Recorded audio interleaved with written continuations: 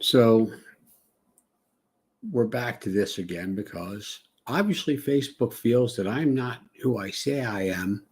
And every time I try to go live, they shut my account down and I have to put in a new password, check the account to make sure nobody's been hacked. I'm not sure who they think I am or what's going on, but my name's Mike Madden and I've been using Facebook for a long time. I'm getting real tired of it. It's aggravating because I can't even talk to you guys without having to go through YouTube to post a video. But I'm going to do that because I think it's important that we have conversation about health, finances, life, mindset, all of these things. And unfortunately, there can't be any back and forth unless you comment on the video I post because real-time comments don't happen too much except on YouTube. So, hey, you know what? Like and subscribe to my YouTube channel so you'll get notified. And there's that little bell that says notify me when Mike posts a new video.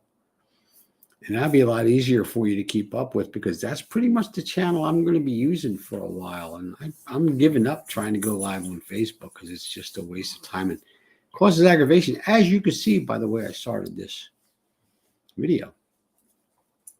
And that's part of this because you know what?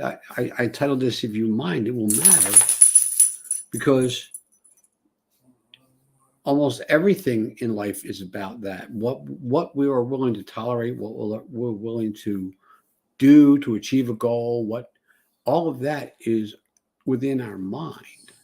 What we even think we can do is determined by our mind. And that's the really fascinating part, is that the dog is whining for some odd reason. I don't know why. It's not even 2:46 yet, or it is 2:46. It's not time for you to eat yet. Go lay down. So, when we think things, and this is the weirdest part of it, when we think things, we believe them. And if I'm sure you've heard the term psychosomatic pain. And that's not to say all pain is psychosomatic. That's simply to say that people have inflicted pain on themselves by thinking that they should have pain somewhere in their body. And also, we react to things in specific ways. This is our fight or flight mechanism, by the way. When we react to things, like sort of like how I reacted at the beginning of this video, frustration actually causes elevated heart rate, change in breathing, all kinds of physiological responses in our body. And the same is true of almost anything that happens to us, positive or negative, in our lives. But when things that are positive happen in our lives, we have the release of certain chemicals that make us feel better, that make us feel good, that make us feel happy, even though happiness is not necessarily something that I believe is generated by things that happen to us. Happiness is something that we can have about anything. Going back to a post I made yesterday about if I gave a TED talk, what would I talk about? My brother talked about a positive mindset.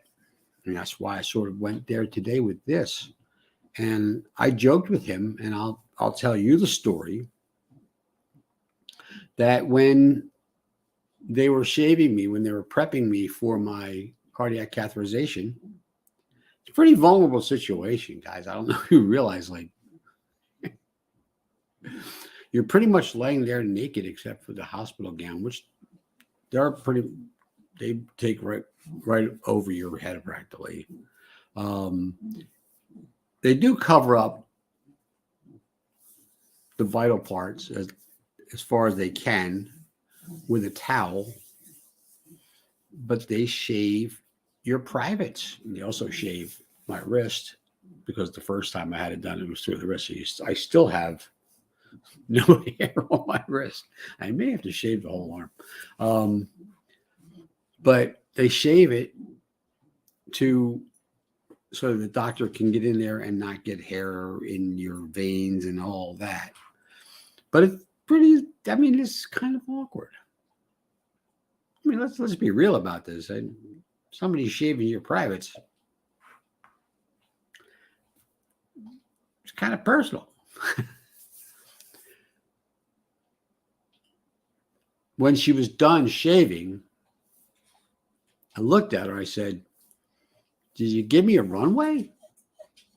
She started cracking up. Everybody in the room started cracking up. It lightened the mood. It made it easier for her to do her job. It showed her that I wasn't freaking out about what's going on, because I wasn't. And that's weird unto itself. But that's part of what I'm learning every day as I dig into my personal development, thanks to what our program has taught me about it. And that is that every day I should be learning something. I should be growing every day.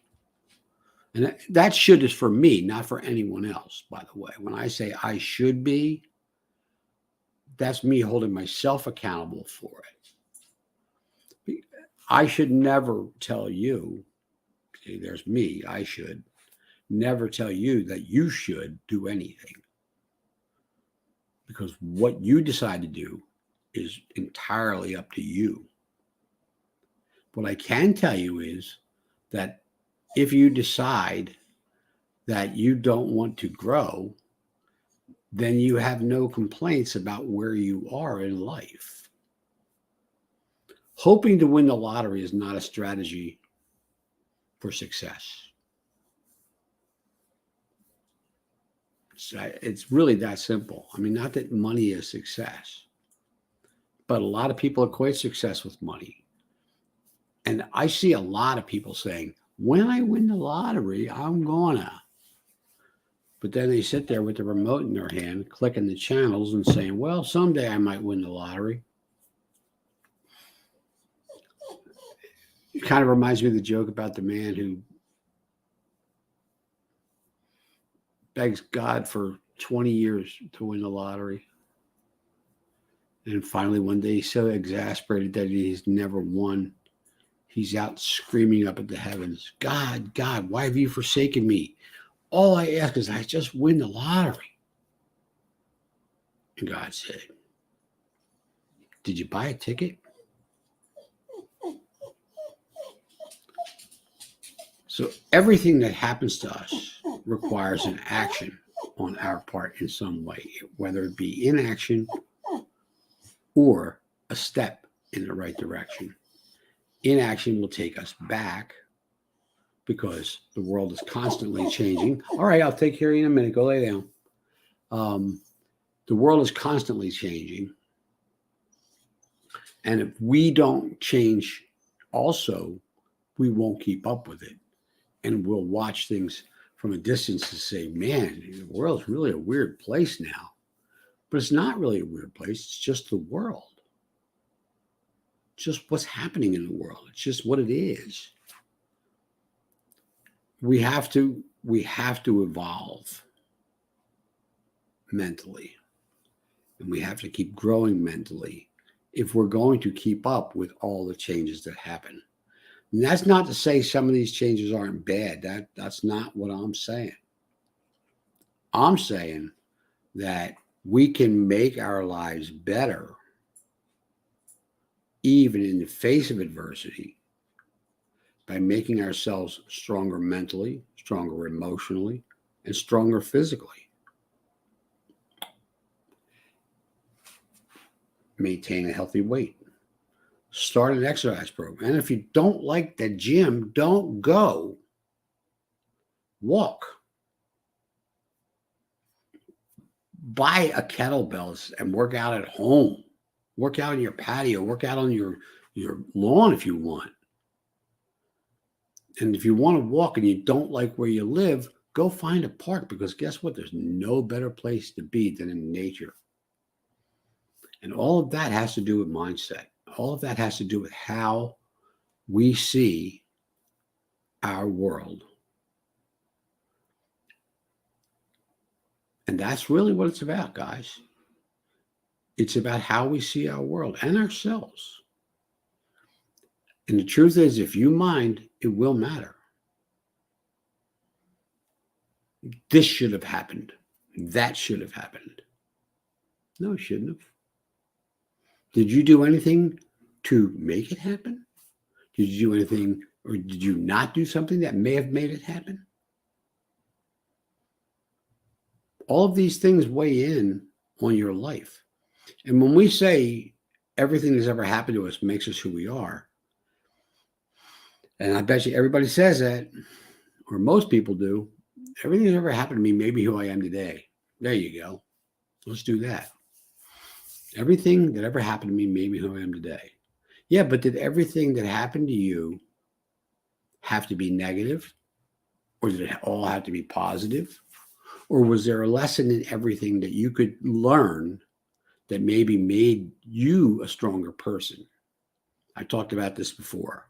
I read a book called Brutal by a man named Kevin Weeks, who was Whitey Bulger's enforcer in Boston. And Kevin grew up with two brothers, and his father was abusive. And in the book, in the opening salvo of the book, Kevin says, there's a good chance my life of crime started because my father was so abusive. So here's Kevin blaming his dad for his adult decision to go beat the crap out of somebody because they didn't pay a debt or whatever it was, or they didn't pay their tribute or whatever it was. But Kevin's two brothers both had wonderful lives. State representative, high prominent lawyer in Boston, same father, different outcomes. That's mind and mattering, because they didn't let what happened to them drive them in the wrong direction.